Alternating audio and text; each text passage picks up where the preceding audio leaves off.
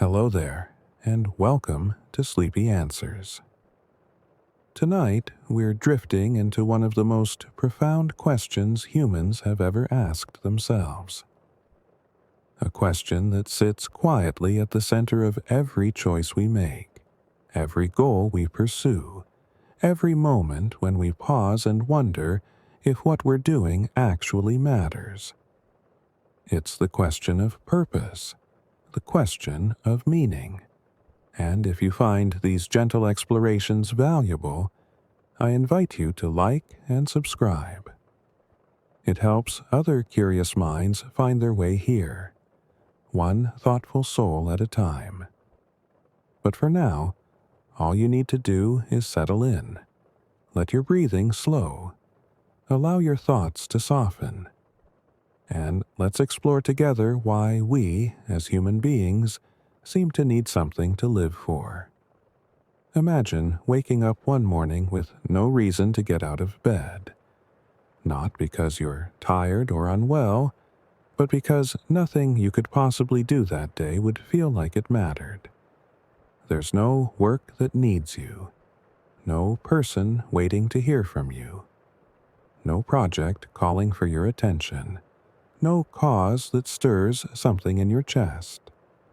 Just empty hours stretching ahead with no direction, no significance, no reason. For most people, this thought experiment doesn't just feel uncomfortable, it feels almost unbearable. Even imagining a life without purpose can create a kind of psychological vertigo, a sense of falling through empty space with nothing to hold on to. This isn't a modern phenomenon or a cultural quirk. Throughout recorded history, across every civilization and culture we know of, humans have grappled with questions of meaning. Ancient philosophers in Greece debated the good life.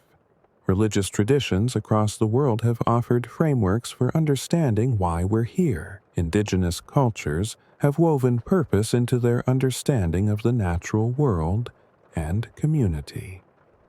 Even in our modern, supposedly secular age, when traditional sources of meaning have loosened their grip, the hunger for purpose hasn't diminished. If anything, it's become more urgent, more personal, more desperately sought after. Scientists who study human well-being have discovered something remarkable. Purpose isn't just a nice philosophical concept or an abstract luxury for people with time to ponder life's big questions. It's fundamental to human health, happiness, and even survival. People with a strong sense of purpose live longer. They're healthier. They recover from illness more quickly. They handle stress with greater resilience. They're less likely to develop depression, anxiety, or dementia. Their brains literally show different patterns of structure and activity. The evidence is overwhelming. Purpose matters, not just in some vague spiritual sense, but in measurable, physical, undeniable ways. But what exactly is purpose? And more importantly, why do we need it so badly? The nature of purpose, more than goals and happiness. When researchers try to define purpose, they're careful to distinguish it from related concepts that we often confuse with it. Purpose isn't quite the same as happiness, though the two are related. Happiness can be fleeting, dependent on circumstances, a response to pleasant experiences. You can feel happy eating your favorite meal or watching a sunset, but that happiness doesn't necessarily give your life meaning. It's what psychologists call hedonic well-being, pleasure-based satisfaction. It feels good in the moment, but it doesn't necessarily point anywhere or connect to anything larger. Purpose is different. It belongs to a category called eudaimonic well-being, which comes from the ancient Greek concept of eudaimonia. living in accordance with your true nature and highest potential. This kind of well-being is deeper and more stable. It doesn't depend on whether you're having a good day or a bad day. It's not about feeling pleasure. It's about feeling that what you're doing matters, that your life has direction, that you are contributing to something beyond your own immediate needs and desires. Scientists have developed a working definition that captures the essential elements. Purpose is described as a stable and generalized intention to accomplish something that is both personally meaningful and leads to productive engagement with some aspect of the world beyond yourself. Let's unpack that carefully because each part matters. First, purpose is stable. It's not a fleeting goal or a temporary interest. It's something that organizes your life over time, that remains with you even as circumstances change. Someone whose purpose is teaching doesn't stop being a teacher in their identity just because school is out for summer.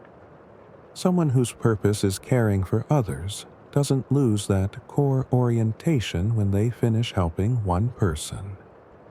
Purpose provides continuity, a thread running through the different chapters of your life. Second, purpose is a generalized intention. It's broader than a specific goal. Goals are concrete and finite. You can achieve a goal, and then it's done. Run a marathon, check. Learn Spanish, check. But purpose is bigger than any single accomplishment. It's the organizing principle that helps you choose which goals to pursue.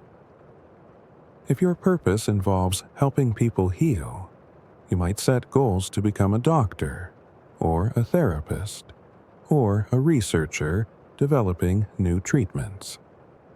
The specific goals can vary, but the purpose underneath remains consistent. Third, purpose must be personally meaningful. This is crucial. You can't adopt someone else's purpose and expect it to work for you. Society might tell you that making money or achieving fame or having a perfect family should be your purpose. But unless those things genuinely resonate with your values and passions, they'll feel hollow. Meaning is deeply personal. What gives one person's life significance might leave another person cold. There's no universal purpose that works for everyone. Each person must find or create their own. Finally, and this is perhaps the most important part, purpose extends beyond the self. It connects you to something larger. This doesn't mean you have to save the world or cure cancer.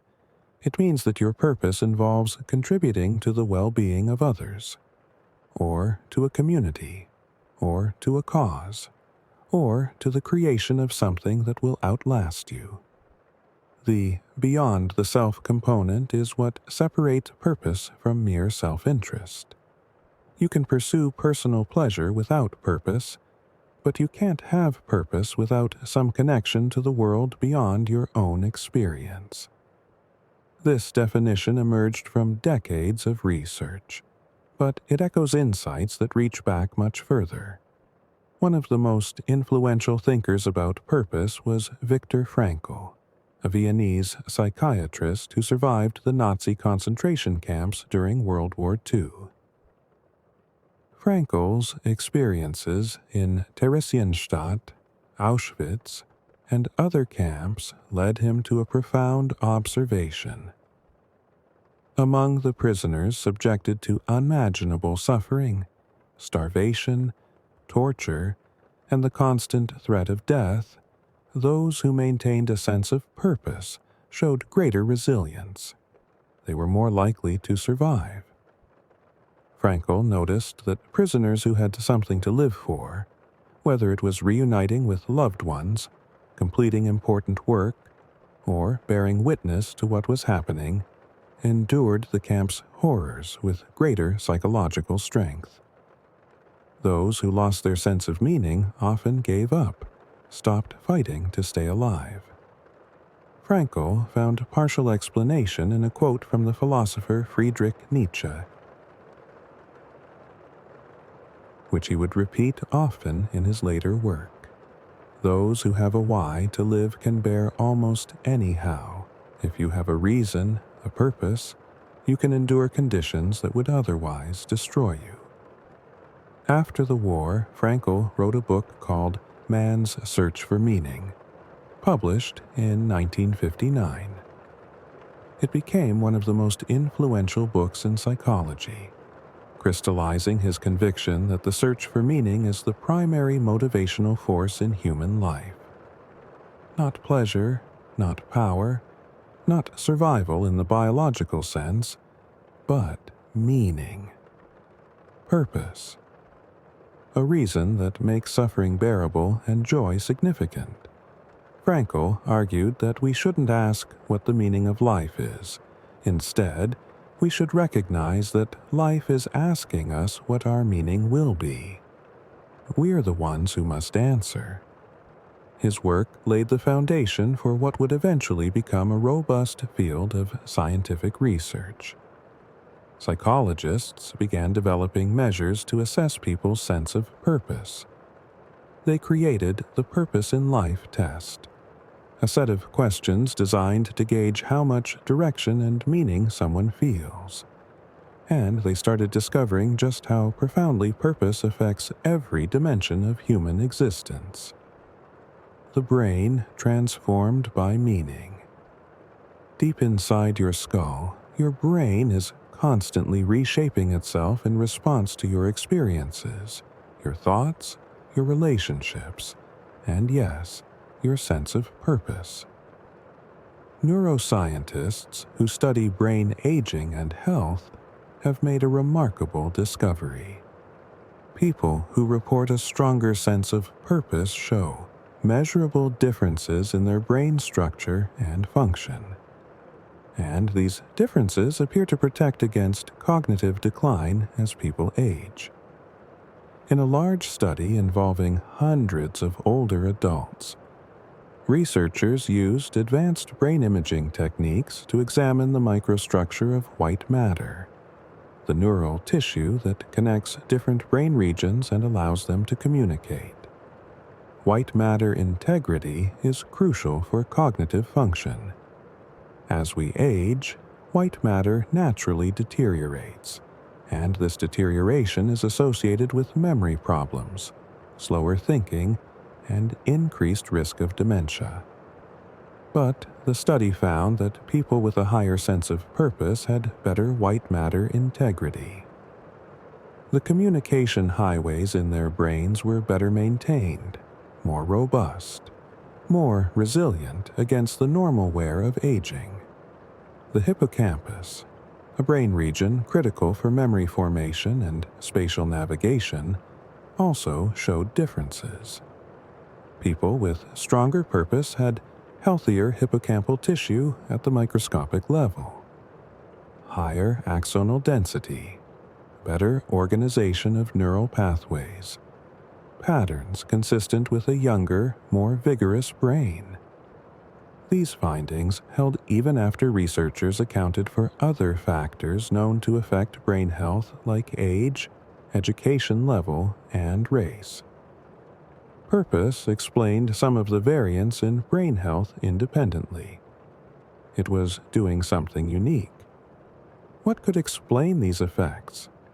Several mechanisms seem to be at play. One involves neurochemistry. Research suggests that having a sense of purpose may be associated with beneficial changes in key signaling molecules. Oxytocin, often called the bonding hormone, increases with age in people who report greater life satisfaction and meaning. Oxytocin has widespread effects in the brain and body, promoting social connection, reducing stress response, and even supporting immune function. If purpose increases oxytocin, that could help explain some of its protective effects. Cortisol, the primary stress hormone, tells a different story. Chronic elevation of cortisol is harmful. It damages neurons, impairs memory, increases inflammation, and accelerates aging. People with a strong sense of purpose appear to have lower baseline cortisol levels and a dampened stress response. When something stressful happens, their cortisol doesn't spike as high or stay elevated as long. This could reduce the cumulative damage that chronic stress inflicts on the brain over time. Inflammation is another key player. Chronic, low-grade inflammation throughout the body and brain, sometimes called inflammaging, is a major contributor to age-related disease. It's linked to cardiovascular problems, diabetes, Alzheimer's disease, and many cancers. Purpose appears to reduce inflammatory markers. The mechanism isn't fully understood, but it might work through several pathways. People with purpose may engage in healthier behaviors that naturally reduce inflammation. They might experience less chronic stress, which drives inflammation. Or there might be direct biological pathways we haven't yet identified, connecting a sense of meaning to cellular processes. The brain's reward circuits also respond to purpose in distinctive ways. When you pursue goals connected to your purpose, when you make progress towards something meaningful, your brain releases dopamine, a neurotransmitter associated with motivation and reward. But the pattern of dopamine release differs depending on whether you're pursuing hedonic pleasure or eudaimonic meaning. Hedonic rewards, like eating something delicious or winning a game, produce sharp spikes in dopamine that fade quickly. They feel good in the moment, but don't sustain motivation over time. Purpose-driven activities produce more sustained, moderate dopamine activity that supports long-term engagement and resilience. This difference has profound implications. The brain regions involved in long-term planning and delayed gratification, primarily in the prefrontal cortex, are more active in people with a strong sense of purpose. They're literally thinking further into the future. They're organizing their behaviors around distant goals rather than immediate impulses. This forward-looking perspective helps explain why purposeful people make better choices about their health, their finances, their relationships. They're not just living for today. They're living towards something that extends beyond today. There's also evidence that purpose affects how the brain processes information and responds to challenges. When purposeful people encounter setbacks or negative experiences, their brains show different activation patterns compared to people without clear purpose. The emotional regulation centers are more active. The areas that ruminate on negative experiences and get stuck in loops of worry show less activity. Purpose seems to provide a buffer, a way of contextualizing difficulties within a larger framework of meaning. Yes, this is hard, the brain seems to say, but it matters. I can handle this because it's part of something important. Perhaps most remarkably, longitudinal studies following people over many years have found that those with a higher sense of purpose at the beginning of the study are significantly less likely to develop mild cognitive impairment or dementia later in life. One major study found a 28% reduction in risk. 28%. For context, That's comparable to or better than the modest benefits achieved by current dementia medications, which cost significant money and often have side effects. And those benefits held across different age groups, education levels, and ethnic backgrounds. Purpose wasn't just helping privileged people with resources. It was a protective factor that worked across diverse populations. Think about what this means. Your sense of whether your life has meaning, whether you have something to live for, something that makes getting out of bed worthwhile. That subjective feeling is physically changing your brain. It's altering the tissue, the chemistry, the electrical patterns. It's building cognitive reserve, the brain's resilience against damage. It's creating a neurological buffer that can delay the onset of dementia by months or even years. Purpose isn't just in your mind. It's in your neurons, your synapses, your white matter tracts. It becomes part of the physical architecture of who you are. The body's response to meaning. The benefits of purpose extend far beyond the skull. Throughout your entire body, having a sense of meaning appears to influence health outcomes in ways that continue to surprise researchers. The connection between purpose and physical well-being is one of the most robust findings in the entire field of positive psychology and health research. Let's start with longevity, because it's one of the most dramatic effects. Multiple, large-scale studies following thousands of people over decades have found that those who report a higher sense of purpose at the start of the study are significantly more likely to be alive at the end of it. They simply live longer.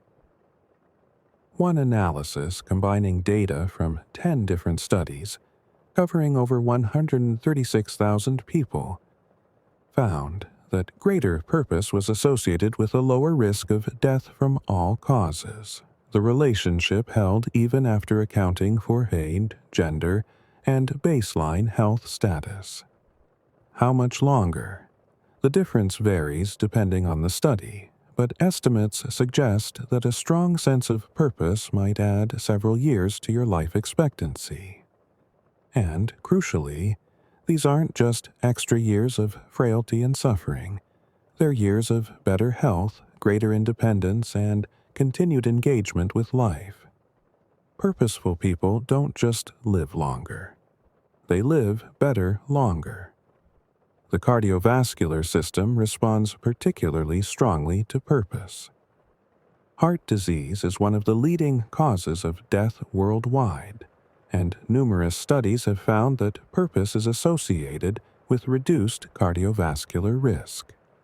People with higher purpose have lower rates of heart attack and stroke. They have better cholesterol profiles, lower blood pressure, and healthier patterns of heart rate variability. These effects are substantial enough that some researchers have suggested assessing purpose should be part of routine cardiovascular risk assessment, alongside traditional factors like cholesterol and blood pressure. One mechanism involves stress physiology. As mentioned earlier, purposeful people have lower cortisol levels and a more balanced stress response. Chronic stress is devastating to the cardiovascular system. It increases inflammation in blood vessels, promotes the formation of arterial plaques, raises blood pressure, and makes the heart work harder. By buffering against chronic stress, purpose protects the heart. But there's another pathway that might be even more important. Purposeful people engage in more health-promoting behaviors. They exercise more regularly. They eat more nutritious diets. They avoid smoking and excessive alcohol. They get preventive health screenings. They take prescribed medications consistently. They floss their teeth.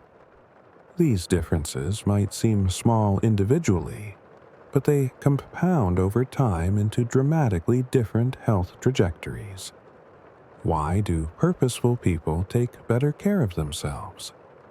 It's not that they're more disciplined or have stronger willpower, it's that they have something to stay healthy for.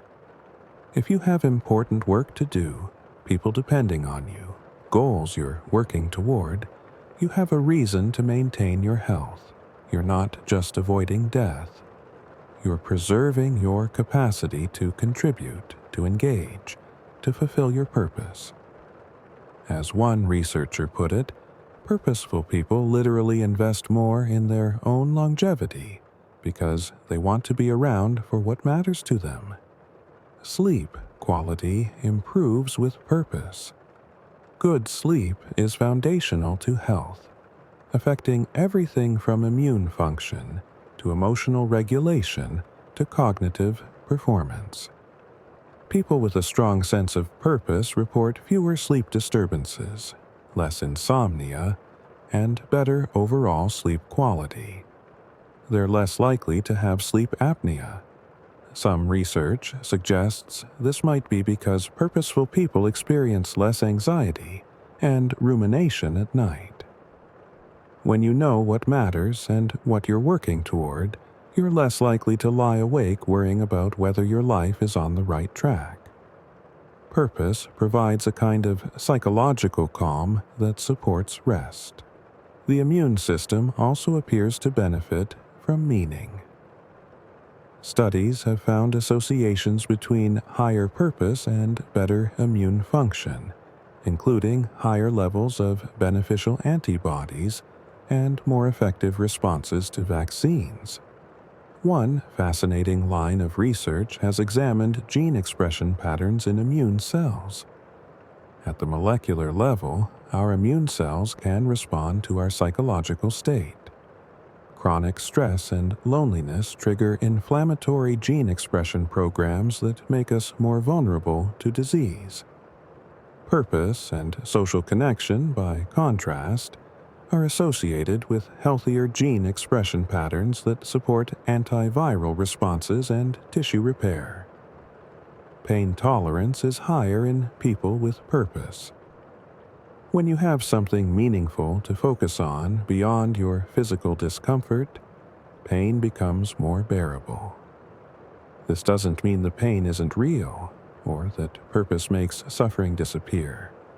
But it does suggest that meaning can shift how we experience and cope with physical challenges. Viktor Frankl observed this in the concentration camps. Those who retained purpose could endure suffering that broke others. Modern research confirms this insight in less extreme contexts, from chronic pain patients to athletes pushing their physical limits. Even recovery from illness and surgery is faster in people with higher purpose. Studies of patients recovering from heart attacks, cancer, or major surgeries have found that those who report stronger meaning in life spend fewer days in the hospital, experience fewer complications, and return to normal functioning more quickly. Doctors and nurses have long observed that patients who have something to get better for, whether it's a grandchild's wedding or unfinished work or a community they serve, tend to recover more vigorously. The research confirms these clinical observations. All of these effects add up to something remarkable. Purpose doesn't just make life feel more meaningful, it makes your body function better. It's as if the entire organism, from brain to heart to immune cells, responds to the presence or absence of meaning.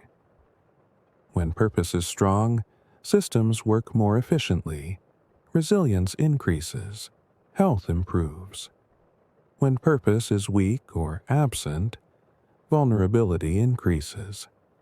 Systems become dysregulated.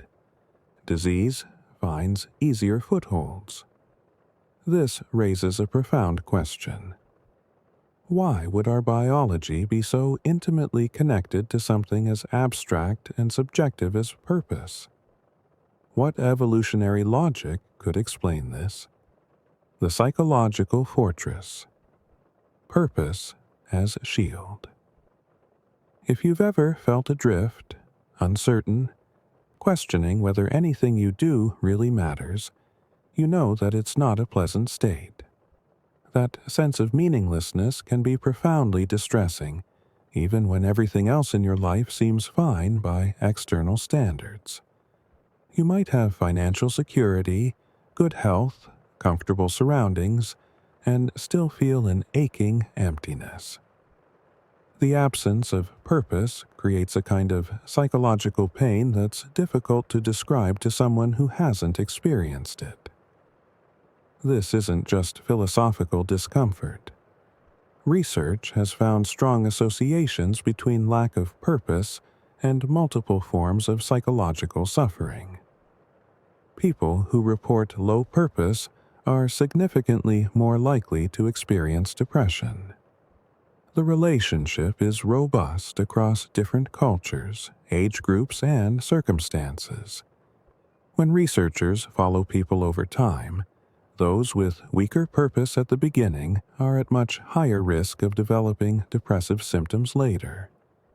And, among people already suffering from depression, those with lower purpose tend to have more severe symptoms and slower recovery. The connection makes intuitive sense. Depression often involves a loss of motivation, a sense that nothing matters, an inability to see the point of getting out of bed or engaging with life. These are precisely the feelings that purpose addresses. When you have a clear sense of what matters to you, what you're working toward, what gives your life direction, you have a reason to keep going even when your mood is low. Purpose provides a kind of scaffolding that can support you when other sources of motivation fail. Anxiety shows a similar pattern. People with stronger purpose report lower levels of anxiety and worry. They're less likely to develop anxiety disorders. This might be because purpose gives you something to focus on beyond your own fears and concerns. When you're absorbed in meaningful work or relationships, when you're engaged with something larger than yourself, there's less mental space for anxious rumination. Purpose redirects attention outward rather than letting it spiral inward into loops of worry. There's also evidence that purpose buffers against the impact of stressful life events. Everyone experiences difficulties. Relationship end. Jobs are lost. Health problems emerge. Loved ones die. These challenges can trigger mental health crises, particularly when they undermine our sense of who we are and what our life is about. But research has found that people with a strong sense of purpose are more resilient in the face of such adversities. They experience distress, certainly, but they're less likely to spiral into prolonged depression or anxiety. They recover more quickly. They're able to reframe the challenge as something they can learn from or grow through. This resilience seems to come from purpose providing a stable reference point. When something goes wrong, purposeful people can contextualize it within their larger life narrative.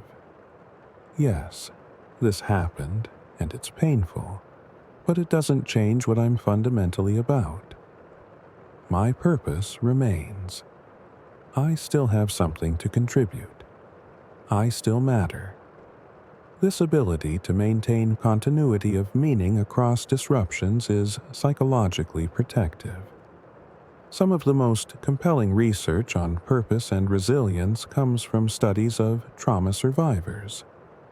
People who have experienced severe trauma, whether from accidents, violence, natural disasters, or other causes, are at high risk for post-traumatic stress disorder and other mental health problems. But not everyone who experiences trauma develops PTSD. Some people exhibit what researchers call post-traumatic growth. They don't just recover. They actually emerge from the experience with greater psychological strength, deeper wisdom, more meaningful relationships, a clearer sense of what matters. What distinguishes those who show post-traumatic growth from those who don't? Purpose is one of the key factors. Trauma survivors who are able to find or create meaning from their experience, who can connect their suffering to something larger or use it to fuel a sense of purpose, are more likely to experience growth rather than just damage. They might become advocates for other survivors. They might dedicate themselves to preventing similar traumas.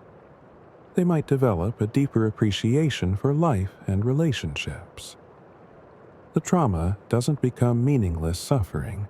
It becomes part of their purpose. This doesn't minimize the pain of trauma or suggest that suffering is somehow good, but it does highlight the extraordinary human capacity to create meaning even from the most difficult experiences. Viktor Frankl made this observation in the concentration camps. Decades of research have confirmed it. When we can't control what happens to us, we can still control how we respond. And one of the most powerful responses is to find or create purpose from our pain. Young adults today are experiencing a mental health crisis of unprecedented proportions. Rates of depression, anxiety, suicidal ideation, and actual suicide have increased dramatically over the past 2 decades, particularly among adolescents and those in their 20s. Multiple factors contribute to this crisis, from social media to economic uncertainty to climate anxiety. But research has identified a particularly troubling finding. More than half of young adults report lacking meaning or purpose in their lives. Half report that not knowing what to do with their lives negatively affects their mental health. Think about what that means. An entire generation is growing up feeling directionless, uncertain about whether their lives have meaning or will ever have meaning. They're facing an existential crisis at precisely the age when they're supposed to be forming their adult identity and finding their place in the world. The absence of purpose isn't just making them unhappy, it's contributing to serious mental health problems. This doesn't mean previous generations didn't struggle with purpose, but traditional structures that once helped provide direction, whether religious communities, stable career paths, clear social roles, or tight-knit local communities, have weakened. Young people have more freedom to create their own path, which can be liberating. But it also means they have less support and guidance in finding meaning. They're expected to figure it out on their own, often while struggling with student debt, precarious employment, and a future that feels increasingly uncertain. The research suggests that helping young people develop a sense of purpose should be a public health priority. Some schools are beginning to integrate purpose exploration into their curricula. Programs that help adolescents reflect on their values, identify their strengths, connect with communities, and think about how they want to contribute to the world have shown promising results in improving both sense of purpose and mental health outcomes. These aren't just feel-good exercises. They're interventions with measurable effects. Purpose also affects how we handle day-to-day emotional experiences. Life is full of ups and downs. small frustrations, and small joys. For some people, these fluctuations have an outsized impact. A minor setback ruins their entire day. An unexpected pleasure sends them soaring. Their emotional state is highly dependent on circumstances. For others, emotional reactions are more stable and moderate. They experience feelings fully, but aren't thrown off a course by every change in their environment. Purpose appears to support this emotional stability. Research has found that people with a strong sense of purpose show less emotional reactivity to daily experiences. They don't go through the floor when something bad happens, or through the roof when something good happens. Their emotional keel remains relatively even. This doesn't mean they're emotionally flat or unresponsive. They feel joy and sadness, excitement and disappointment. But these feelings occur against a background of stable meaning that prevents wild swings. Why would purpose create this stability? It might be because purposeful people have an internal reference point that transcends immediate circumstances. When something frustrating happens, they can remind themselves that it's a temporary setback in a longer journey toward what matters. When something pleasant happens, they can enjoy it without needing it to define their entire sense of well-being. They're not dependent on external circumstances to tell them whether their life is meaningful. They already know it is. This emotional regulation extends to one of the most challenging experiences humans face: boredom. In our modern world of constant stimulation and entertainment options, boredom might seem like a trivial concern. But research has found that chronic boredom is associated with numerous negative outcomes, including substance abuse, depression, risky behaviors, and poor life satisfaction. People who feel chronically bored, who can't find anything that engages them or gives them a sense of meaning, are at higher risk for a range of problems. Purpose is a powerful antidote to boredom. When you have something meaningful to work toward, something that genuinely matters to you, life becomes inherently engaging. You don't need constant external entertainment because you're motivated from within. This doesn't mean purposeful people never experience boredom. But chronic, existential boredom, the sense that nothing really matters and nothing is worth doing, is much less common in people with a clear sense of purpose. Beyond ourselves, the social dimensions of purpose. One of the defining features of purpose, according to the scientific definition, is that it extends beyond the self.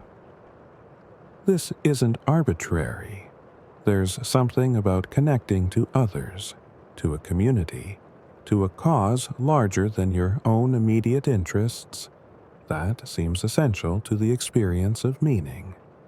Research has confirmed what many wisdom traditions have long taught. True fulfillment doesn't come from self-centered pursuits. It comes from contributing to something beyond yourself. Relationships take on deeper significance when connected to shared purpose. Friendships formed around common interests can be pleasant, but friendships united by common values and shared goals tend to be stronger and more enduring.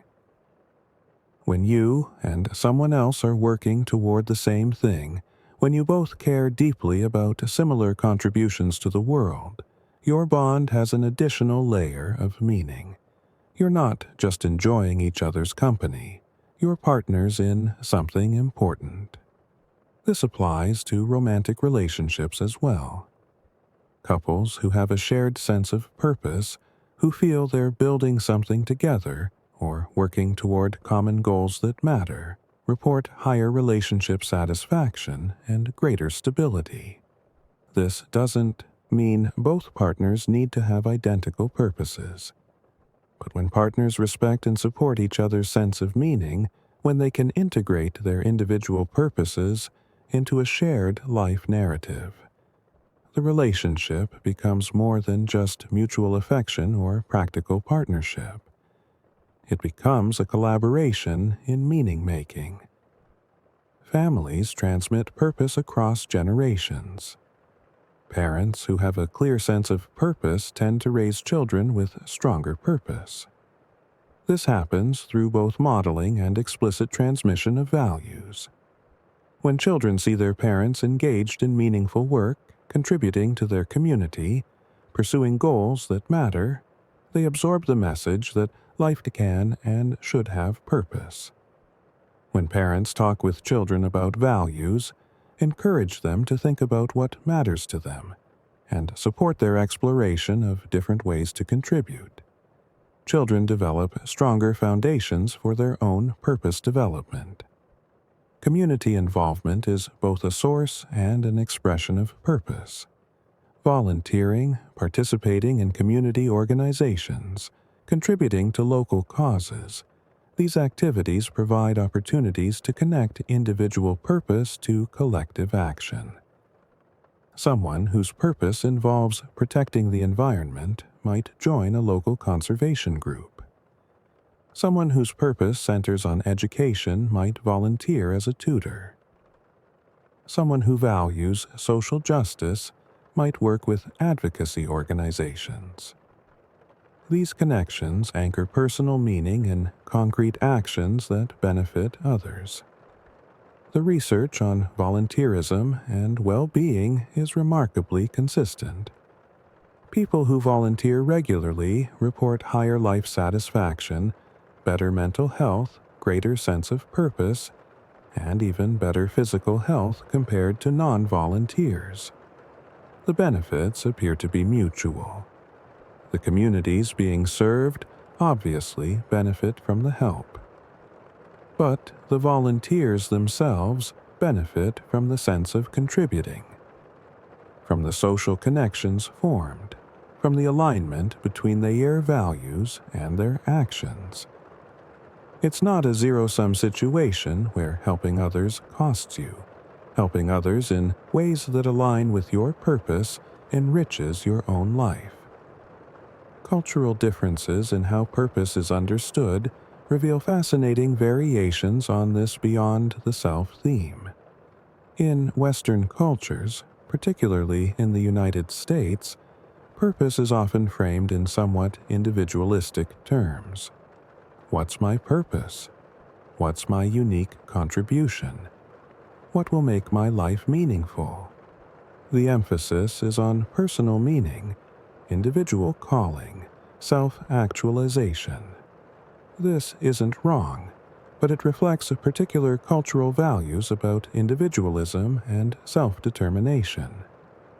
In many Eastern cultures, purpose is understood more collectively from the start. The Japanese concept of ikigai, which roughly translates to reason for being, is found at the intersection of what you love, what you're good at, what the world needs, and what you can be rewarded for. Notice how embedded the concept is in social context. Your ikigai isn't just about your personal fulfillment. It's about how you fit into the web of relationships and needs around you. Similarly, in Chinese culture, purpose is often divided into professional, moral, and social dimensions, all of which involve obligations and connections to others. Research in collectivist cultures finds that young people are more likely to view purpose as a collective matter rather than purely individual pursuit. They think in terms of family duty, community contribution, cultural tradition. This doesn't mean they don't have personal desires or individual goals, but those personal elements are understood within a larger framework of social connection and responsibility. Your purpose involves fulfilling your role in the network of relationships that define who you are. These cultural differences aren't just interesting academic observations. They have practical implications for how we help people develop purpose. Interventions that work in individualistic cultures, which might emphasize self-discovery and personal passions, might need adaptation for collectivist cultures where family and community obligations are central. And, as our world becomes more interconnected, many people are drawing from multiple cultural frameworks, creating hybrid understandings of purpose that blend individual calling with social responsibility. What's universal across cultures is that connection to others seems essential. Even in highly individualistic societies, people whose purpose is entirely self-centered, focused only on their own pleasure or success without regard for impact on others, tend to report lower well-being. There's something hollow about purely selfish purpose. It might motivate you, but it doesn't fulfill you in the same way that purpose connected to contribution does. This has led some researchers to propose that the beyond the self component isn't just one feature of purpose among others. It might be the defining feature, the aspect that transforms a mere personal goal into something that can truly sustain meaning throughout life. When what you're working toward benefits others, when it connects you to community, when it contributes to something that will outlast you, it takes on a weight and significance that purely personal goals can't match. The journey through life stages. Purpose is not static. It evolves throughout life as circumstances change, as we grow and develop, as we face different challenges and opportunities. Understanding how purpose shifts across life stages can help us recognize that the search for meaning is not something we do once and complete. It's an ongoing process, a conversation between who we are and what the world needs from us. Adolescence is when the question of purpose first becomes conscious for many people. Children live largely in the present, focused on immediate concerns and relationships. But as the teenage brain develops, particularly the prefrontal regions responsible for abstract thinking and future planning, young people begin asking bigger questions. Who am I? What do I care about? What do I want my life to be about? These aren't just angsty existential musings. They're the beginning of identity formation, the process through most which adolescents develop a sense of self that will carry them into adulthood. For some teenagers, purpose emerges relatively clearly. They discover a passion for something, whether music or science or helping others, and they begin organizing their choices around that passion. They choose classes that support it, seek out experiences that develop it, imagine futures where it plays a central role. These young people tend to show better outcomes across multiple domains.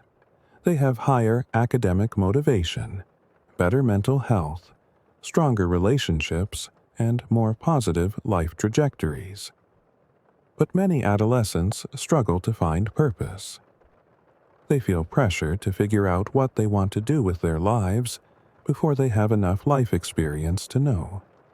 They're told to pursue their passions, but they're not sure what their passions are. Or their passions don't fit neatly into available career paths, or don't seem valuable in their community's eyes.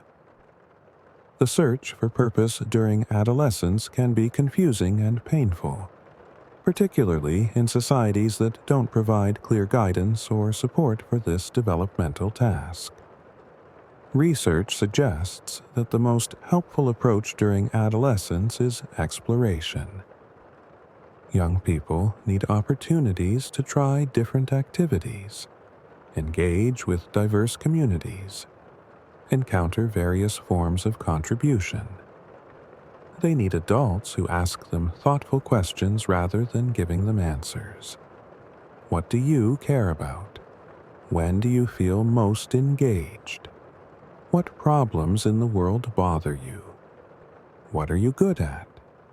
These questions help adolescents begin articulating their emerging sense of purpose without forcing them into premature conclusions. Young adulthood, roughly the late teens through the 20s, is often described as a time of exploration and identity consolidation. This is when people typically leave their family home, pursue higher education or career training, form serious romantic relationships, and begin building independent adult lives. It's also when questions of purpose become urgent in a new way. Now, you're not just wondering who you are. You're making concrete choices that will shape your life trajectory. What work will you do? Where will you live? What kind of life will you build? This can be an exhilarating time. The possibilities feel wide open. You have energy, health, time to experiment. But it can also be deeply anxious. Modern young adults face economic pressures previous generations didn't encounter. Student debt, expensive housing, uncertain job markets, delayed life milestones. Many young people in their 20s feel stuck in a kind of extended adolescence, unable to establish the financial stability and life structure that would allow them to fully pursue their purpose. The mental health crisis among this age group appears closely tied to these purpose challenges. When young adults feel they're just treading water, working jobs they don't care about to pay off debt, unable to see a path toward a meaningful life. It's not surprising that depression and anxiety spike. The search for meaning becomes urgent, but feels blocked by circumstances beyond their control.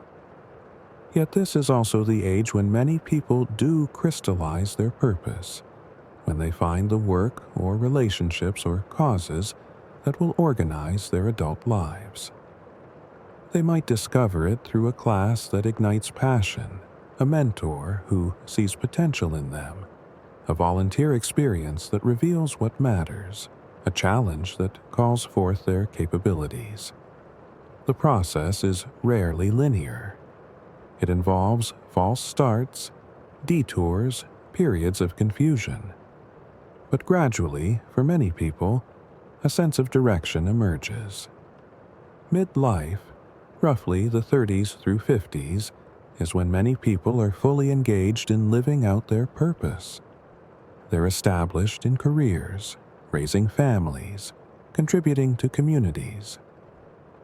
For those who have found work aligned with their values, who have relationships that matter to them, who feel they're making contributions that count, midlife can be deeply satisfying.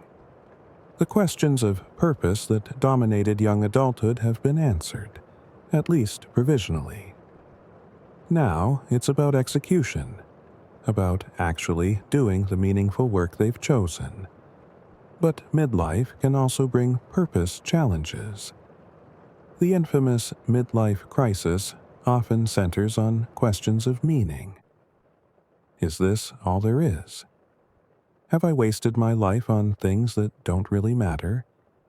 Did I choose the wrong path? These questions can emerge when people realize their earlier purposes no longer fit. The career that seemed meaningful at 25 feels empty at 45. The relationships that defined purpose have changed or ended. The person they've become doesn't align with who they wanted to be. This can be a painful reckoning, but it can also be an opportunity for growth. Midlife purpose renewal often involves integrating accumulated wisdom and experience into a new sense of direction. People might shift careers toward more meaningful work. They might deepen their commitment to community or spiritual practice. They might discover latent interests and talents. The question becomes not who do I want to be, but who am I becoming, and how can I make that meaningful? Later, adulthood and aging present their own purpose challenges and opportunities. Retirement, which many people anticipate as a reward for decades of work, can trigger purpose crises.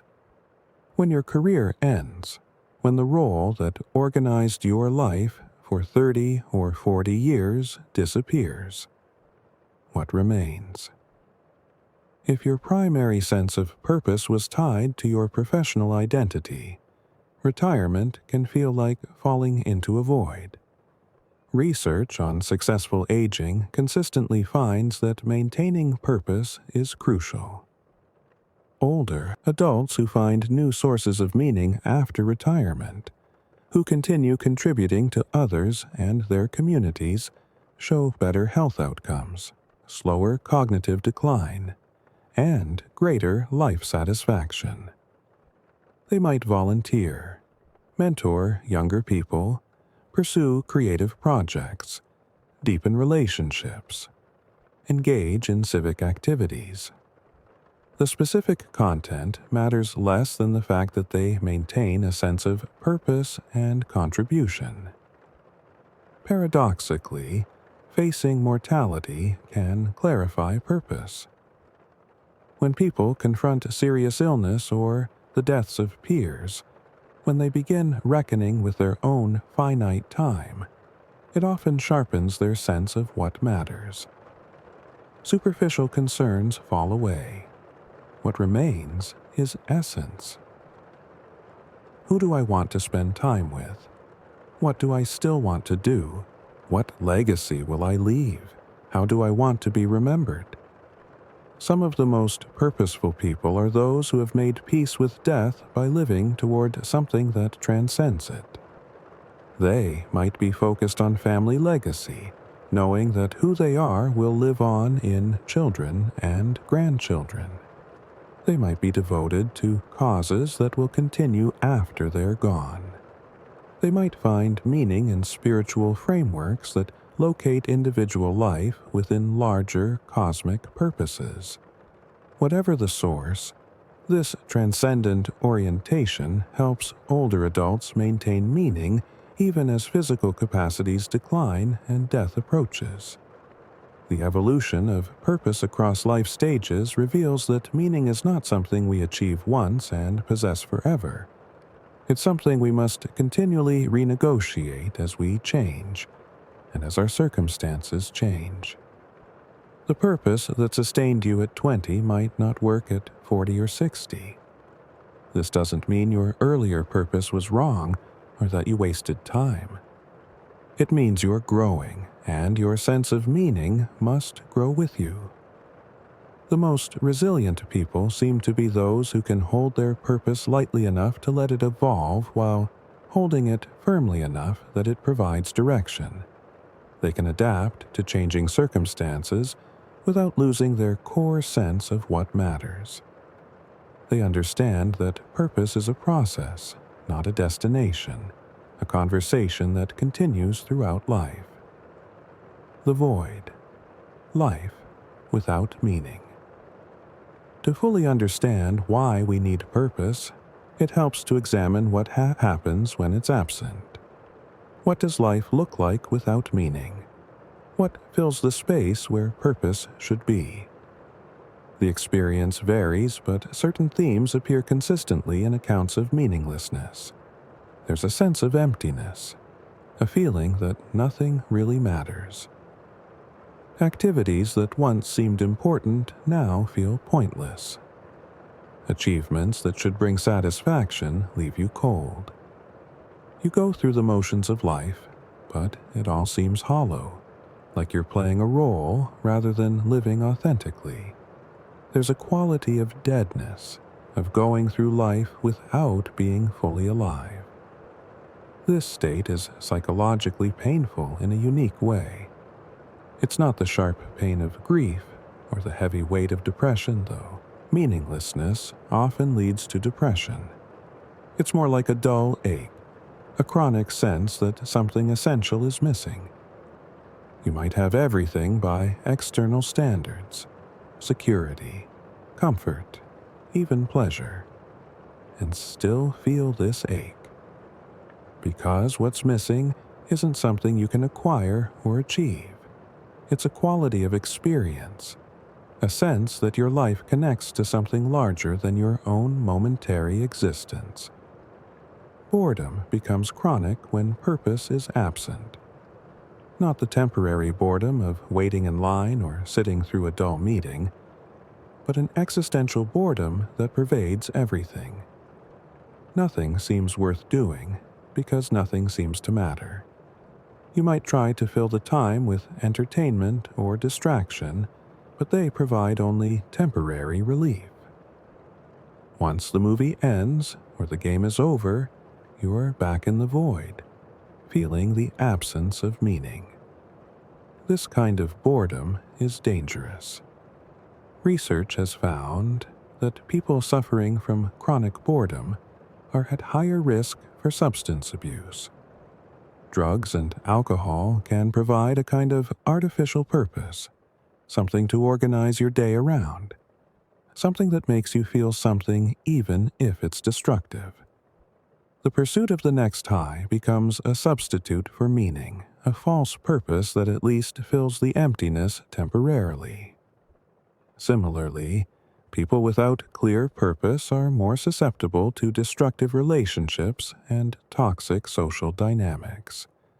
When you don't know what you stand for, when you don't have your own sense of direction, you're vulnerable to being swept up in others' agendas. You might stay in relationships that harm you because at least they give you something to focus on. You might join groups or movements that provide a sense of belonging and direction, even if their values don't truly align with yours. The need for purpose is so strong that we'll often accept poor substitutes rather than face the void. Some people respond to meaninglessness by pursuing pleasure ever more intensely. If nothing matters, they reason, at least I can feel good. They chase hedonic experiences, one after another, and trying to fill the gap with sensation. But hedonic pleasure without meaning is unsatisfying. The pleasures become hollow, requiring more intensity to achieve the same effect. You need stronger stimulation, bigger thrills, more extreme experiences.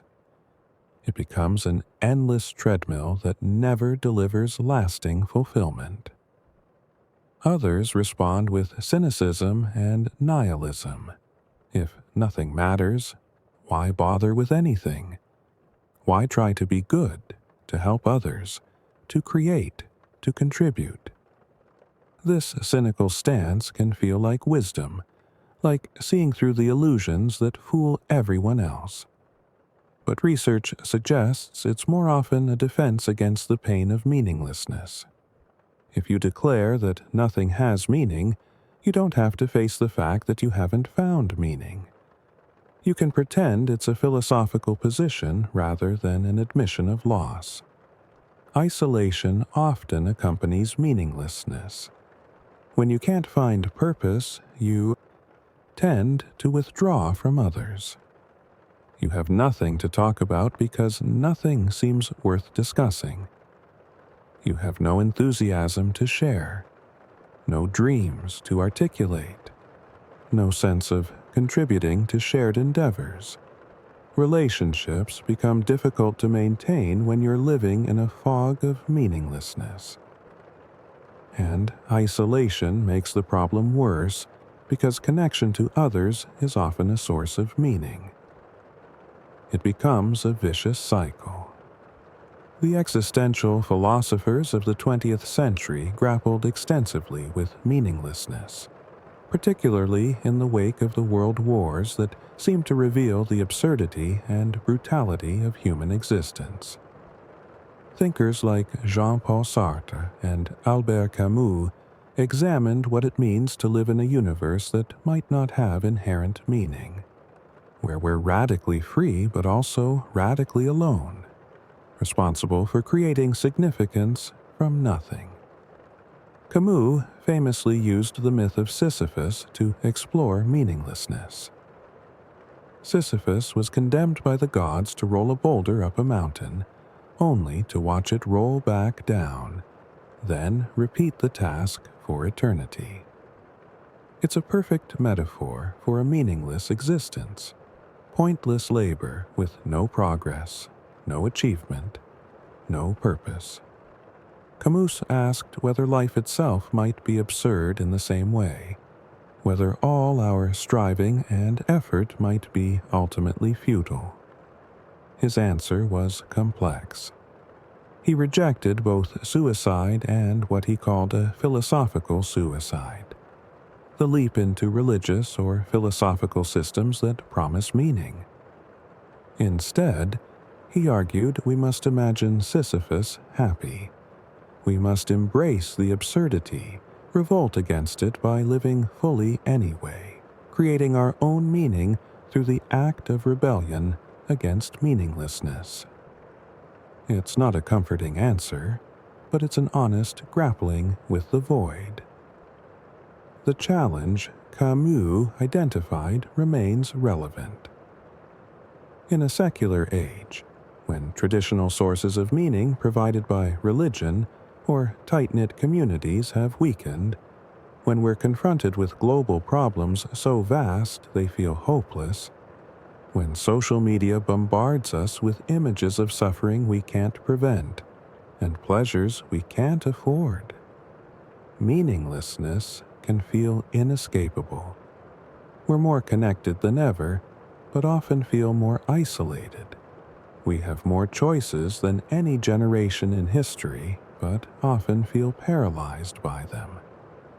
We live longer, healthier lives by historical standards, but often report less life satisfaction.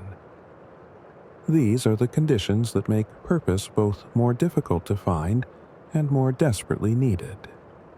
We can't rely on inherited purposes or assigned roles. We must create our own meaning in a world that doesn't automatically provide it. This is both liberating and terrifying. It means we're free to define what matters, but it also means we bear the responsibility for that definition. We can't blame fate or circumstance or society if our lives feel meaningless.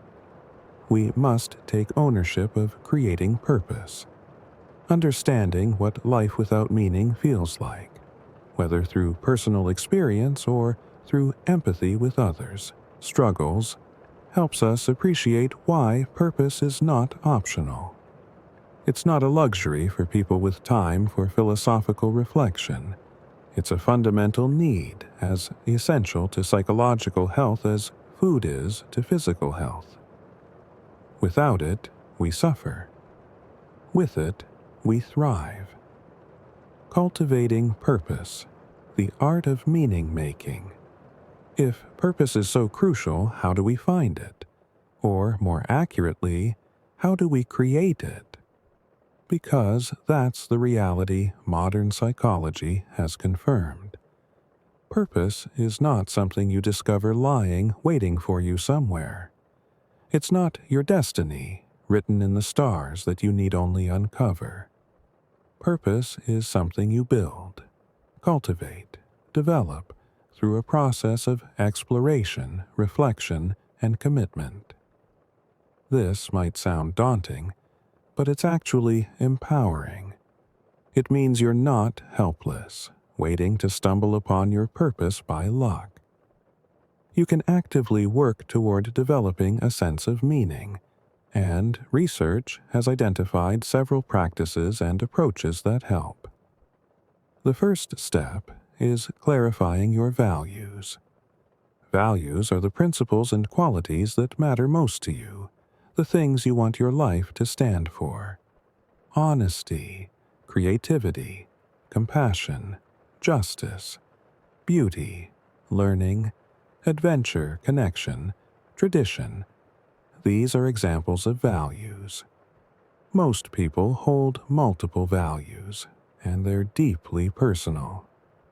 What matters to you might differ from what matters to someone else, and that's fine. The goal isn't to adopt the right values. It's to get clear about your authentic values. There are structured exercises for values clarification. You might be asked to imagine your ideal day and notice what activities and qualities are present. You might be asked to think about people you admire and identify what you admire about them. You might be given a list of values words and asked to choose your top 5 or 10. The specific method matters less than the process of reflecting carefully about what truly matters to you, beneath the surface of what you think should matter or what others expect. Once you have some clarity about your values, the next step is connecting them to action. Values without action remain abstract. They don't give you purpose. They're just nice ideas. Purpose emerges when you begin organizing your life around your values. When you start asking, how can I live in accordance with what matters most to me? How can I contribute to the things I value? This is where strengths come in. Everyone has capabilities, things they're naturally good at or have developed through practice. Your strengths might be practical skills, interpersonal abilities, intellectual capacities, creative talents, or character traits like persistence or empathy. When you can align your values with your strengths, when you can contribute to what matters in ways that draw on what you do well, you've found fertile ground for purpose. There's a beautiful framework that captures this alignment. Imagine 4 overlapping circles. One contains what you love, another contains what you're good at. A third contains what the world needs. A fourth contains what you can be rewarded for, whether with money or recognition or other forms of support. This is the Japanese concept of ikigai mentioned earlier. Your ikigai, your reason for being, exists at the intersection of all 4 circles. It's work or activity that you love, that draws on your strengths, that meets a genuine need, and that the world will support you in doing. Not everyone finds perfect alignment of all 4 circles, at least not immediately. But the framework helps you think about how to move toward greater alignment. Maybe you love something, but you're not good at it yet, so you work on developing skill. Maybe you're good at something the world needs, but you don't love it, so you look for adjacent areas that spark more passion. Maybe you've found something you love and are good at, but it doesn't meet a clear need, or you can't figure out how to get paid for it, so you look for ways to connect it to contribution. Small experiments are crucial in this process. You don't develop purpose through pure contemplation. You develop it through action and reflection. Try things. Volunteer for causes you think might matter to you. Take classes in subjects that interest you. Join communities organized around values you hold. Have conversations with people doing work you find meaningful. Pay attention to when you feel most engaged, most alive, most like yourself. These experiences provide data about what might constitute purpose for you. Flow states are particularly informative. Flow is the experience of being completely absorbed in an activity, when time seems to disappear and you're fully present with what you're doing. Flow activities are often ones that align with your strengths and values. They're challenging enough to require your full attention, but not so difficult that you feel anxious. When you can identify activities that produce flow and connect them to contribution beyond yourself, you're close to purpose. This process takes time. It's not something you figure out over a weekend. It often takes years of exploration and experimentation, and that's okay. The search itself can be meaningful when approached with curiosity and openness rather than desperate urgency. You're learning about yourself, about what matters, about how you fit into the larger world. Each experience, even the ones that don't work out, teaches you something. For many people, purpose emerges gradually rather than through sudden revelation. You notice over time that certain themes keep appearing in your life. You keep being drawn to particular kinds of problems or activities. You find yourself naturally gravitating towards certain kinds of contribution. These patterns reveal your emerging purpose. It's already taking shape through your choices and interests. You just need to notice it and name it. Reflection is essential throughout this process. Our culture values action and achievement, and these matter. But meaning also requires pausing to make sense of your experiences. Journaling can help. Simply writing about what you're doing, how you feel about it, what you're learning can reveal patterns and insights that remain invisible when you're just rushing from one thing to the next. Conversations with trusted friends or mentors can serve a similar function. Talking through your experiences with someone who listens well and asks good questions helps you clarify your thinking. It's important to distinguish between what brings you pleasure and what brings you meaning. They overlap, but they are not the same. You might take pleasure in eating delicious food or binge-watching a TV show, and there's nothing wrong with that. But these activities probably don't contribute much to your sense of purpose. Meaningful activities are often challenging.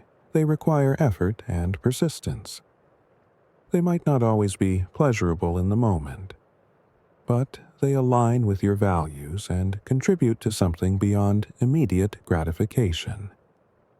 This is why the research consistently finds that eudaimonic well-being, based on meaning and purpose, is more strongly associated with long-term life satisfaction than hedonic well-being based on pleasure. Pleasure is wonderful, but it's ephemeral. Meaning endures. When you look back on your life, what will matter more, the pleasures you consumed or the contributions you made? The answer reveals why purpose is worth seeking, even when the path is difficult. Some people worry that they need to find the one perfect purpose, their true calling, and that if they choose wrong, they'll have wasted their life. This is an unhelpful way to think about it. Most people's purposes evolve over time. What feels meaningful at one stage of life might not at another. And most people find meaning through multiple channels, not just one. You might find purpose in your work and in your family relationships, and in creative pursuits, and in community involvement. These different sources of meaning enrich each other rather than competing. The goal isn't to find the one thing you were meant to do. It's to cultivate a life organized around meaningful contribution in whatever forms resonate with you. This takes pressure off any single choice. You're not looking for perfection. You're looking for alignment between who you are and how you're living. And that alignment can take many forms. Purpose, forged in fire. Meaning through adversity. One of the most paradoxical findings in purpose research is that difficult experiences often deepen people's sense of meaning. Suffering, which we naturally try to avoid and which can destroy meaning if it overwhelms us, can also catalyze the development of profound purpose. How can this be? Viktor Frankl observed this phenomenon in the concentration camps, but it's been documented in many contexts since. People who face serious illness often report that the experience, while terrible, helped them clarify what truly matters. Priorities shift.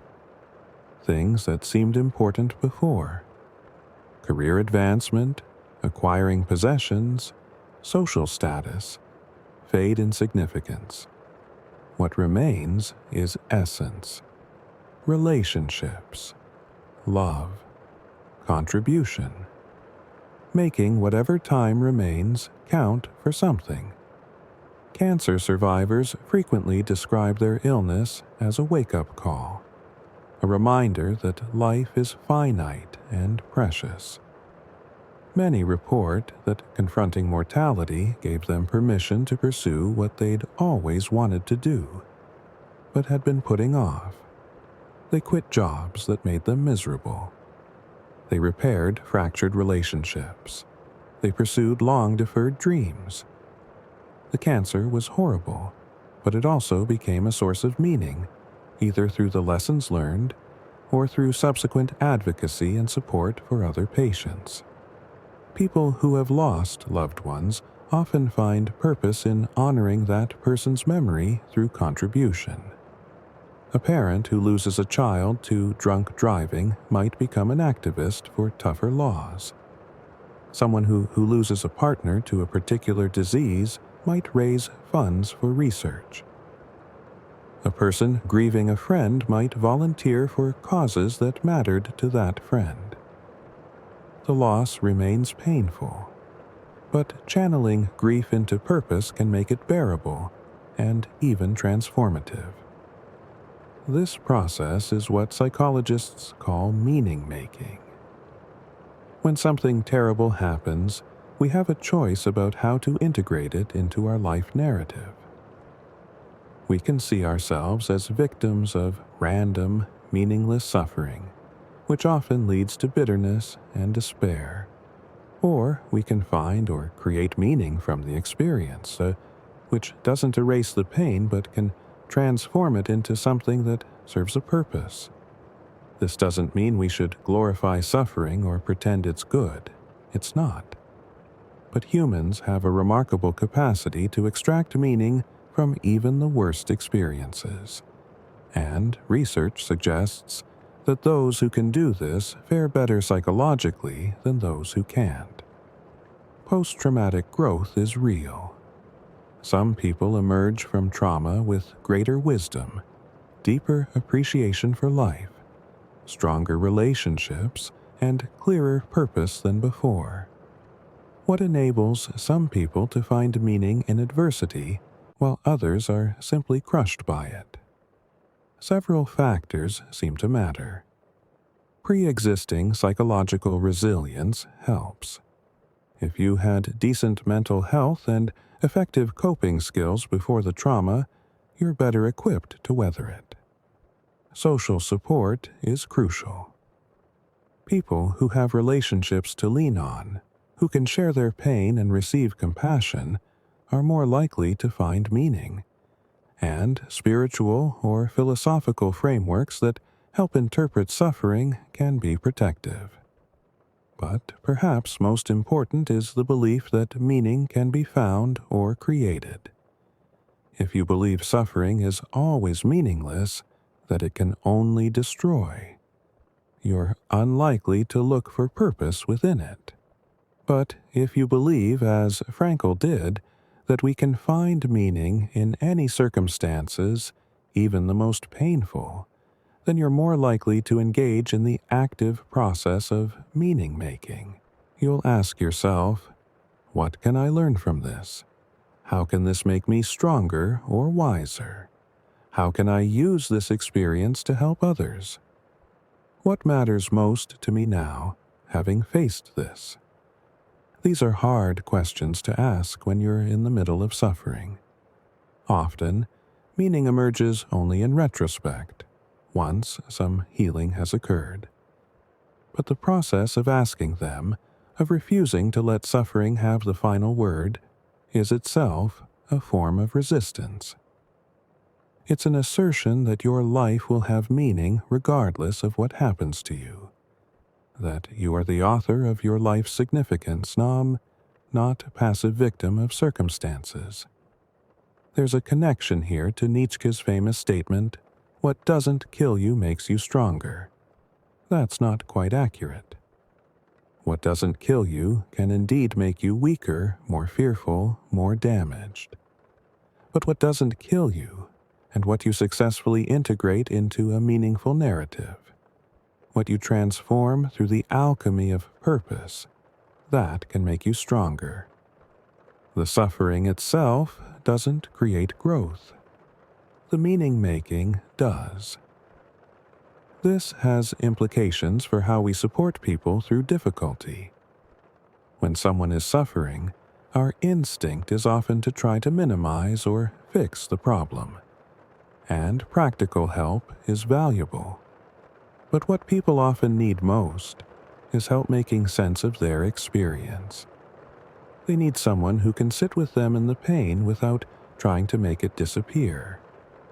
They need someone who believes they can find meaning. They need permission to transform their suffering into purpose, in whatever form that takes.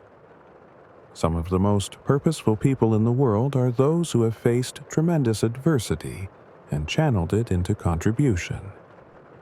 Think of activists who fight against injustices they've personally experienced.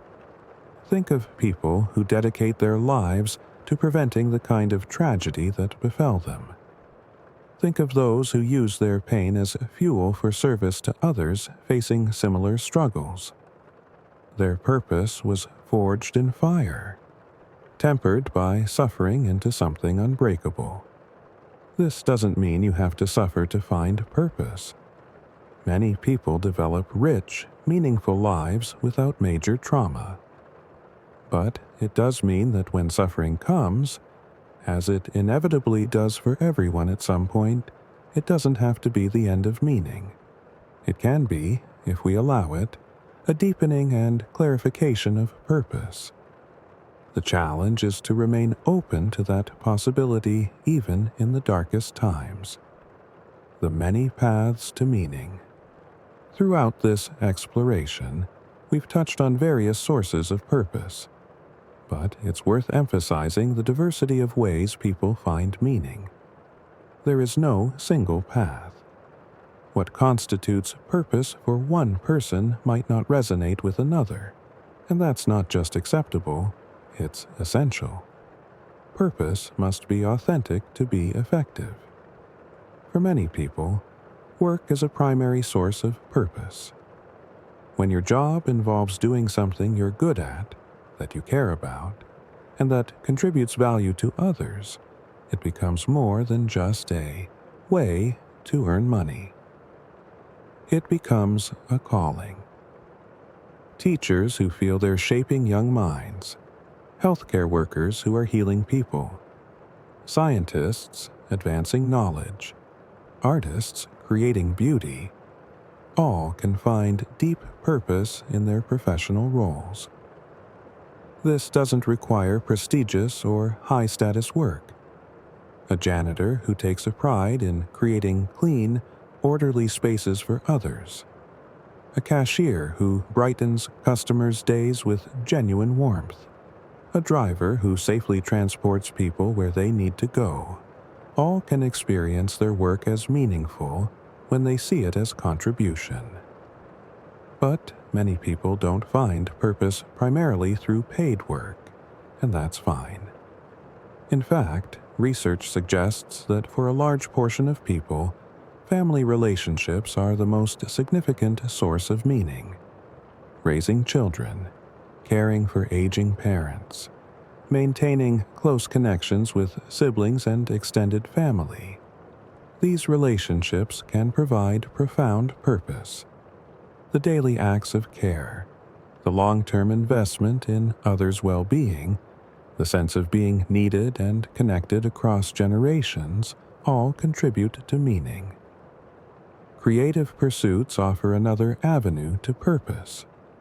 Making art, writing, composing music, crafting objects with your hands, these activities can feel deeply meaningful even when they don't produce income or recognition. The act of creation itself, bringing something new into existence through your effort and vision, satisfies something fundamental. And when what you create touches others. When your art moves someone or your writing helps someone understand something, the sense of contribution amplifies the meaning. Spiritual and religious practice provides purpose for many people. The specific forms vary enormously across traditions, but the common threads include connecting to something larger than yourself, whether conceived as God, the universe, nature, or universal consciousness. Spiritual purpose often involves practices like prayer, meditation, or ritual that create structure and meaning in daily life. It might involve service to a faith community or living according to ethical teachings. For those who find meaning through spirituality, it often pervades all aspects of life rather than being confined to one domain. Community involvement and civic engagement offer pathways to purpose that explicitly focus on contribution. Volunteering for causes you care about, participating in local government, organizing community events, advocating for change. These activities connect individual action to collective well-being. They provide opportunities to make tangible differences in your immediate environment, to see the impact of your efforts, to work alongside others toward shared goals. Many people find that this communal dimension of purpose is particularly satisfying. Learning and intellectual growth can constitute purpose, particularly for those with strong curiosity and love of knowledge. The pursuit of understanding, whether through formal education or self-directed exploration, can organize a life. Some people find meaning in mastering skills, in the discipline and progress involved in getting better at something over years of practice. The journey toward mastery itself becomes purposeful, regardless of any external goals or recognition. Relationships beyond family can be central to purpose. Deep friendships, mentoring relationships, romantic partnerships, all provide opportunities for meaningful connection and mutual contribution. For some people, being a good friend, being there for others, supporting people through difficulties, celebrating their joys, this relational presence is their primary purpose. They might not frame it that way, but their life is organized around connection and care for specific individuals they love. Environmental conservation and connection to nature represents purpose for many people. Whether through direct action like habitat restoration, or through lifestyle choices that minimize harm, or through work that protects natural spaces, these individuals find meaning in their relationship with the non-human world. The sense of being a part of a larger ecosystem, of protecting beauty and biodiversity for its own sake and for future generations, provides direction and significance. Social justice and activism offer purpose through working toward systemic change. People whose purpose centers on fighting inequality, protecting rights, dismantling oppressive structures often describe an urgency and clarity to their lives. The work is difficult and progress can be slow, but the importance of the cause sustains them. They're part of something larger, a long arc of history bending toward justice, and their contribution matters even if they don't live to see the full realization of their goals. What's striking is how these different forms of purpose often overlap and reinforce each other. Someone might find meaning through family and through work and through creative pursuits. Another person might integrate spiritual practice with social activism and community involvement. Purpose is not one-dimensional. Most people draw meaning from multiple sources, and the combination creates a rich, resilient sense of purpose that can sustain them through changes in circumstances. Cultural and philosophical frameworks offer guidance in finding purpose, though they propose different emphases. Existentialist philosophy, as mentioned, argues that we must create our own meaning through authentic choice and action. Religious traditions offer pre-existing frameworks of purpose within which individuals find their specific calling. Indigenous wisdom often locates purpose in reciprocal relationship with community and nature.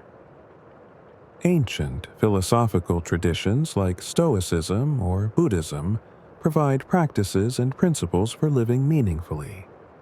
Modern positive psychology brings scientific rigor to age-old questions about what makes life worth living. The Japanese concept of ikigai deserves deeper attention because it captures something important about sustainable purpose.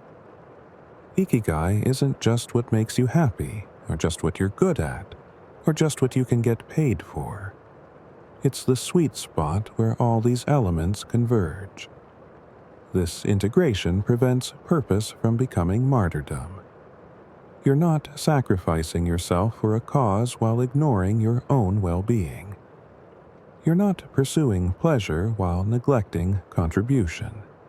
You're finding alignment, a way of living that satisfies multiple needs simultaneously.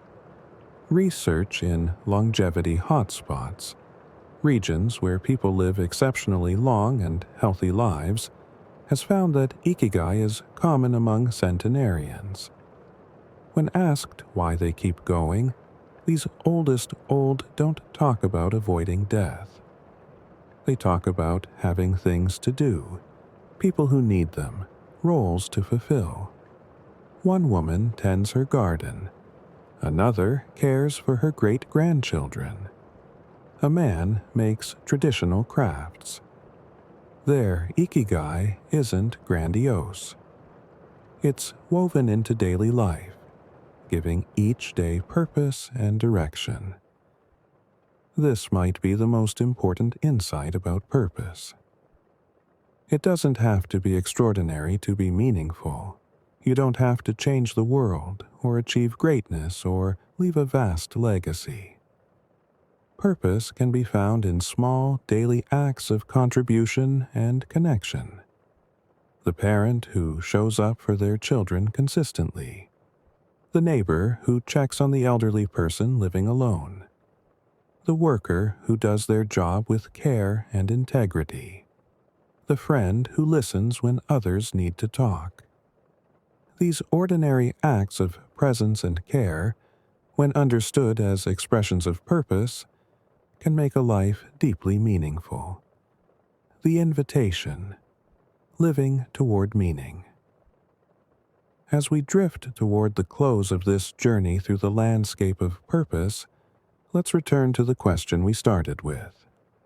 Why do we need purpose? Why does meaning matter so profoundly to human well-being? The evidence we've explored paints a consistent picture. Purpose is not peripheral to human flourishing. It's central. It affects our brains, transforming their structure and function in ways that protect against decline. It affects our bodies, improving health outcomes and extending life. It affects our psychological well-being, buffering against depression and anxiety while supporting resilience and growth. It affects our relationships, deepening connection and enabling collaboration. It affects how we handle adversity, providing resources for meaning-making even in suffering. But perhaps more than any of these specific benefits, purpose addresses something fundamental about human consciousness. Unlike other animals, we're aware of our own existence in time. We know we were born. We know we will die. We can imagine alternative futures and past histories. This temporal awareness creates a unique burden. We must figure out what to do with the time we have. We must decide what our life will be about. We need a reason not just to survive, but to live. Purpose provides that reason. It gives your life a narrative arc, a plot, that makes sense of the individual days and years. It connects your past, present, and future into a coherent story. I was this. I am becoming that. I'm working toward something. My life has direction. Without this narrative coherence, existence can feel fragmented, random, meaningless. With it, even difficult experiences can feel part of a larger pattern. The drive for meaning appears to be as fundamental as any biological need. We can survive without purpose, at least for a while. But we can't thrive. We can't feel fully alive. The emptiness gnaws at us, creating a hunger that nothing else satisfies. All the pleasure and comfort and security in the world won't fill the space where purpose should be. We need to feel that our existence matters, that we're contributing to something beyond our own moment-to-moment experience. This needn't be understood as weakness or neurosis. It's part of what makes us human. Our capacity to create meaning, to organize our lives around purposes we choose, to find significance in contribution and connection. This is a remarkable feature of our species. It's enabled us to build civilizations, create art, develop science, form complex societies. Purpose isn't just about individual well-being. It's what allows humans to coordinate action toward shared goals, to work for futures we won't personally see, to care about the welfare of strangers and descendants. The invitation, then, is not to discover your one true purpose lying in wait. It's to engage actively in the ongoing process of creating meaning. To ask yourself regularly, what matters to me? How am I living in accordance with my values? Where am I contributing? What gives my days direction and significance? These aren't questions you answer once. They're questions you live into, again and again, as you change and as your circumstances change. It's to recognize that purpose can be found in countless forms. To resist the pressure to make it grand or impressive. To remember that meaning often lives in small daily acts of presence and care. To know that your purpose might look different from anyone else's, and that's not just okay, it's necessary.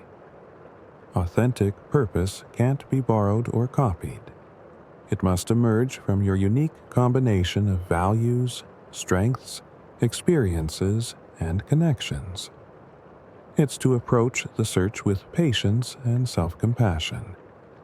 You don't figure this out overnight. You might try things that don't work, follow paths that lead nowhere, spend time confused about what you really want. That's part of the process. Each experience teaches you something, reveals something about who you are and what you care about. The journey itself can be meaningful when approached with curiosity rather than desperate urgency. It's to remain open to how suffering might deepen purpose. Not to seek suffering, certainly, but to know that when it comes, it doesn't have to be the end of meaning. It can be, if you allow it, a clarification of what truly matters. A stripping away of the superficial, a catalyst for growth. The challenge is to remain open to that possibility even in darkness. It's to recognize that purpose evolves. The meaning that sustained you at one stage of life might not fit the next. This doesn't invalidate what came before. It's natural growth. Your purpose at 20 might center on establishing yourself, at 40 on raising family or advancing career, at 60 on giving back and leaving legacy, at 80 on being fully present with what remains. All are valid. All are meaningful. The capacity to let purpose evolve is itself a form of wisdom.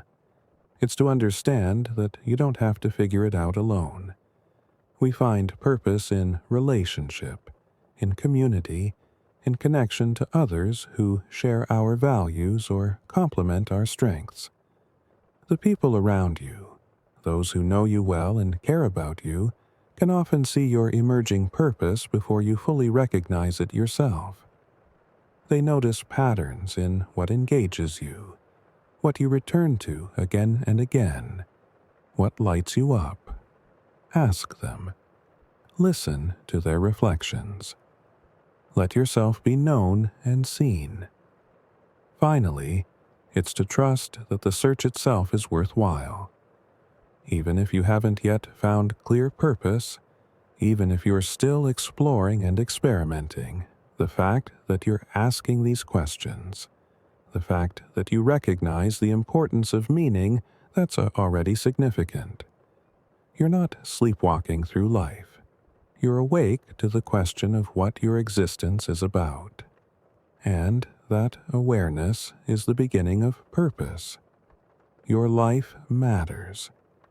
Not because of what you achieve or acquire, not because of how others judge you, or whether you meet society's expectations. Your life matters because you are here, conscious and capable, able to contribute something to the world that only you can offer. What that contribution will be, how you'll express it, which paths you'll take, those are yours to discover and create. But that you have something to offer, that your existence has the potential for meaning, that's already true. So rest now. Let your thoughts settle. Let your body relax. You don't have to figure everything out tonight. Purpose unfolds over time, through action and reflection, through trial and learning, through connection and contribution. It's a lifelong process, not a problem to solve. And every day offers new opportunities to move toward meaning, in small ways and large. If you found this exploration valuable, I hope you'll like and subscribe. Your support helps others find these gentle journeys into the questions that matter most. But more than that, I hope you'll carry these ideas with you. I hope you'll think about what gives your life meaning, what you're working toward, what contributions you want to make. I hope you'll be patient and compassionate with yourself in the search. I hope you'll know that you're not alone in asking these questions. Thank you for spending this time exploring purpose together. May you find meaning in all the days ahead. In the quiet moments and the grand ones, in the struggles and the joys, in the connections you form and the contributions you make, may you know deeply that your life matters. Good night.